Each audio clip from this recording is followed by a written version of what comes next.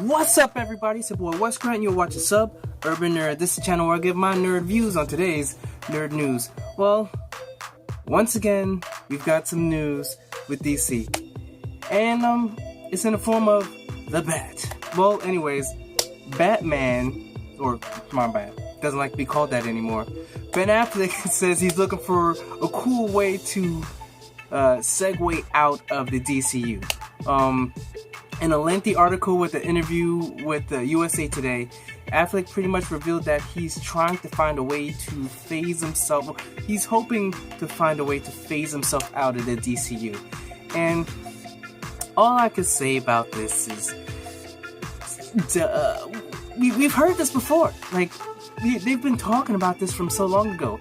And it all stems from basically, I don't know, I feel this pain because the DCU, DC movies in general, the last couple ones, they don't know what they're doing. Ben Affleck is a man with a plan, and though he has a good relationship with Warner Brothers has no idea what they're doing with DC, because Argo and all these, these movies, these movies that Ben Affleck, he's getting accolades for them. So then that's why he was like, the dude himself is Batman. He has a bat cave. He has a cave built down under his actual mansion. So this dude's been wanting to play Batman ever since he played Daredevil. So everyone was hating on him because of the way Daredevil came out. Don't take that mind. Take into effect the way he's been acting and what he's been directing. Yes, he's been doing a good job. So he was going to do a great job with Batman. And he did a great job with Batman. And Batman vs. Superman, the best part about that movie was Ben Affleck. It was that scene in the movie where he was doing like the Batman Arkham Asylum moves when he went up to try and save Clark Kent or Superman's mom. Ben Affleck was the best part of that movie, other than Wonder Woman. But regardless of the fact, Ben Affleck did a great job. So he was slated to direct the next Batman movie, because I think that was the agreement when he signed on. I think it was agreed that he was going to direct the Batman and be the Batman at the same time, which he probably could have done that, but DC didn't know what they're doing, and they just started shifting things around, and I can understand his pain. He didn't like where it was going. He's supposed to direct, all of a sudden he's not directing no more. Okay, let me just, at least I've got my script that I wrote. All of a sudden, they're not using the script. Okay, let me put a little info. Now, all of a sudden, they're not really taking info. They're having someone else rewrite the script. And then the plans he had with Deathstroke, who, Joe Manganiello was supposed to be playing Deathstroke, which I'm hearing he still is, but he's going to have his own separate movie now. So DC don't know what they're doing. They're just literally throwing darts at the wall, hoping something's going to stick, because they're reactionary. They're not like Marvel, where they've got their ideas and they know what they have it all slated down for the next 10 years. Iron Man and the Hulk, you've got the Thor, you got Captain America, Avengers, you got the Thor too. They don't have that plan. They think they have that plan. They say they have that plan, but they really don't. They're putting out movies and then, okay, that kind of worked. People did like that person. Let's make a movie about that person. And that's just not how a business thrives. And I feel Ben Affleck wanted to get out of this, because who wants to be part of a team that knows no idea what they're doing? It'd be like if you're the best player on a team. Think about it. If you're the best player on a team, and then like you get signed to another team that literally are just running around in circles, and everyone just like no one knows what they're doing. Who wants to be part of that? And that's what Ben Affleck sees. Granted, they're getting their crap together with the Justice League movie, because I'm hearing a lot of great things about it. I'm going to get my ticket for D-Box, and if you don't know what D-Box is, you should Google it and look it up, because the only theater I know is in Bayonne. But that's basically where the seat moves and shakes, and it costs a lot of money, but the experience of watching the movie, I saw it with Wonder Woman. I felt like that shield, every bullet I felt in that seat. When she jumped off the ledge, the seat leaned forward, so I felt like I was diving off of something. You should invest in that D-Box if you ever want to do it. And Justice League is a movie I'm going to see it with. Regardless of the fact, it's like they don't know what they're doing. So Ben Affleck, I feel your pain. If you want to get out of the train or sinking ship, do it. But DC, just get your stuff together, because you were behind the Flashpoint. Now you don't even know. You're waiting to see what people would think about the Justice League movie, and that's not the way you do business, man. That just isn't. Sorry, you don't. And I saw I went on a rant, but go on to the next topic. Sorry. Next topic. The according to the rap, Sony is moving forward with another Spider-Man spinoff, and it's with the writer of the it's with the Power Rangers writer, Burke Sharpless, and Matt Suzuna, to pen it, and Suzuna sounds like a Naruto name or something. I don't know, but they're working together to pen drumline a Morbius the Living Vampire movie. You guys, if you're young, you have no idea what that is, who that is. People that are around, my age, you remember Morbius from Spider-Man animated series. He was a doctor that was, had a disease, trying to cure himself by using some bat blood. All of a sudden, bam, he's a vampire. Yeah, they're making a movie about that. And I don't know what to think about it, because Morbius is not really a major league person to make a movie about. Like, I don't know that many fans of Morbius. I know fans of vampires like Blade and Dracula, but Morbius? I mean, damn, Sony, you're really desperate to get you some franchise money, because you've got your Spider-Man, and all of a sudden you've got the Venom movie, which has got a crazy amount of cast, like, Tom Hardy, Med or whatever, like, they've got a crazy cast of people. Then you've got your Black and Silver and Black, which is Black Cat and Silver Sable. You've got them that you want to make a movie with as well. Then you're doing a Morbius movie, and I'll tell you like this: if there was anybody that they can make a movie without actually having Spider-Man, it would be Morbius. He does not. You don't need Spider-Man. So he's a character from the Spider-Man universe, but you don't need him. So that seems like a better plan, a better thing, because Black Cat has this love relationship, so you could sort of have something without Spider-Man, but you're taking all these characters from Spider-Man, and I don't know if he's actually going to be in any of these movies, even as a glimpse or, like, cameo.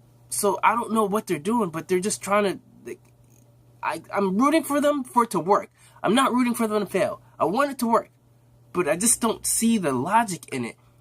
If you need to include your Spider-Man, try and do what you can to include it. But from what I'm hearing, basically all these side people in the Spider-Man universe, they're not part of the MCU. Spider-Man's part of the MCU. It's like if you guys know Stranger Things, it's like Will. Will keeps going back and forth between the Upside Down and the real world. And that's what Tom Holland's Spider-Man is. He's in the middle and goes over to Marvel when they need him, and he goes over to his own universe when they need him. So that's pretty much my easiest way to explain what it is with the Spider-Man use. So all the people that you see from, like, the Spider-Man universe, the Venom, the Silver and Black, just anybody, they're not going to be in the MCU. And the MCU people aren't going to be in there. But Tom Holland Spider-Man, he can be in both at the same time. So that is kind of like a perfect analogy. Yeah, the Stranger Things, Upside Down, real world. Okay. But that's what's going on with that. And Morbius was not written. He's not a Stan Lee character. So Stan Lee co-created Spider-Man, but Morbius was not made by him. So he doesn't have the Excelsior stamp of approval. I don't think so. Well, next, here's something I just found out, which I'm definitely happy to see. With the movie Coco, it's an animated series basically about like a young boy traveling to the underworld of the dead, the spirits, in Mexico, and he plays a ukulele or a guitar, and it looks like a really touching movie, but the best thing about it is that there's going to be a teaser right in front of it, and it's going to be a teaser for The Incredibles. Finally, The Incredibles, the one true version of the Fantastic Four that was actually good. Even though they're not Fantastic Four, it's pretty much a Fantastic Four if you think about it, as far as mom, the dad, the characters, the powers in general. This is a Fantastic Four. Invisible Woman, the girl, it's just in general, think about it. And yeah, I'm looking forward to seeing this. I'm looking forward to definitely seeing this teaser trailer. So it's not even going to be a full trailer. I'm hoping at least maybe 20 to 30 seconds, but a lot of times you'll be happy. Like, sometimes they'll give you like 5 seconds glimpse, a flash, the logo, done. Like, I don't want that. But hey, if it happens, it happens. Next we got Jason Momoa. Jason Momoa and Corin Hardy preparing to make the Crow Reborn, the rebooted show. And as far as that, it's gone through a lot of things. Cause I'll tell you like this much, right? I'm gonna give you the slate of people that have been rumored to be the next Crow. And before Jason Momoa, because Jason Momoa was sticking star hard to it that he's gonna be the next Crow. But before him, it was Bradley Cooper. It was Mark Wahlberg, James McAvoy, Tom Hiddleston, Luke Evans, Norman Reedus, and Jack Hurden. If Bradley Cooper, you know, from Hangover or whatever.